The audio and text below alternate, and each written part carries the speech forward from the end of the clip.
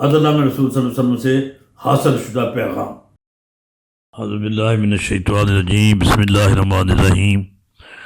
محترم ناظرین و سامعین، السلام علیکم ورحمۃ اللہ وبرکاتہ۔ ہم ہاشمی پرافٹس نیشن پر گزشتہ کئی دنوں سے عدل نامہ رسول صلی اللہ علیہ وسلم پر پروگرام کر رہے ہیں۔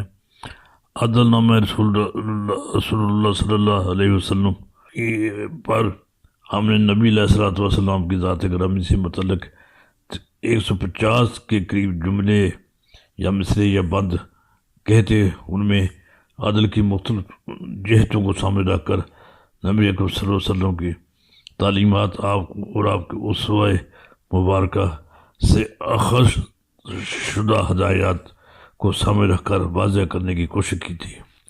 اس کے بعد پروگرام نمبر 31 میں ہم نے کلکم رائن و کلکم مسئول عن رعیتہ، نبی اکرم صلی اللہ علیہ وسلم کے فرمان کی روشنی میں ہم نے اس کی وضاحت کی تھی۔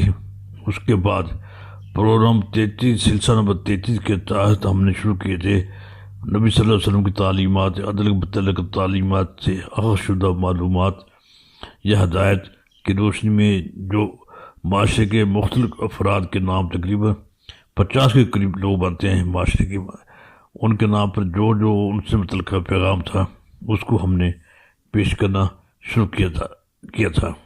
اب تک ہم 8 پیغامات پیش کر چکے ہیں الحمدللہ۔ اب آج ہم 9واں پیغام پیش کریں گے۔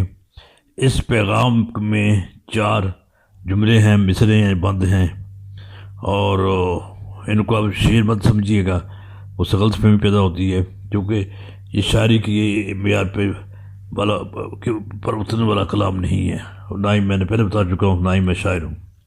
اس میں ہم نے مدعی کو اپنا مخاطب کیا ہے، اور مدعا علیہ کو، وکیل کو اور شریک کو، یعنی کاروبار میں شراکت۔ تو یہ 4 زندگی کی یہ 4 شعبے ہیں، معاشرے کے 4 شعبے ہیں، ان کے متعلقہ افراد سے متعلق جو ہمیں نظر آیا، محسوس ہو، وہ ہم نے بیان کر دیا۔